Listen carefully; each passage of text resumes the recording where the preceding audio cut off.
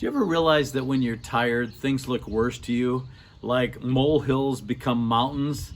I was feeling that way the other night, and I said to Pam, when I wake up in the morning, I'll feel better. The world will look better. I knew that I needed rest, and sometimes we need to learn to rest in the Lord. I want to talk to you about it in your morning cup of inspiration. There's a story in the Bible in the Old Testament about rest and how important it is. Elijah, the prophet, was on the run from Ahab and Jezebel. They wanted to kill him because he had destroyed the prophets of Baal. And so Jezebel sent him a message saying, tomorrow at this time, you're going to be dead. I'm going to come and get you. So he was scared and he was running for his life.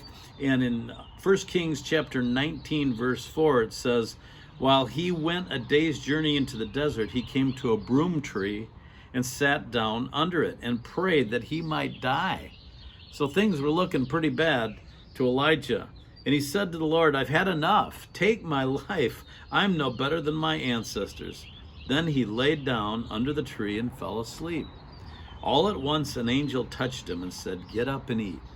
He looked around, and there by his head was a cake of bread baked over hot coals and a jar of water. He ate and drank, and then he laid down again. The angel of the Lord came back a second time and touched him and said, get up and eat, for the journey is too much for you.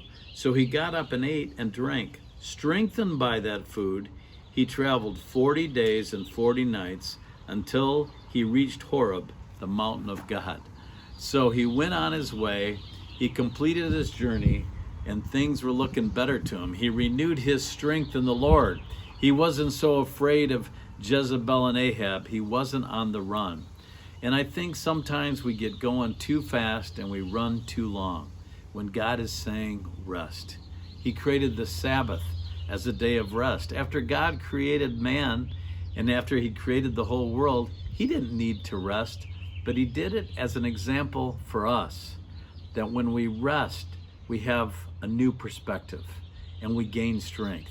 So make sure that you're taking care of yourself, because I remember years ago, I couldn't sleep. My schedule on QVC was so erratic that I had no sleep patterns, and I didn't sleep for over a month.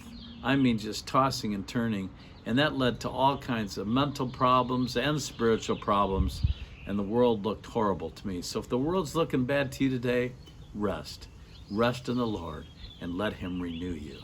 I hope that blesses you today. Have a great one, and I'll see you soon for another morning cup of inspiration.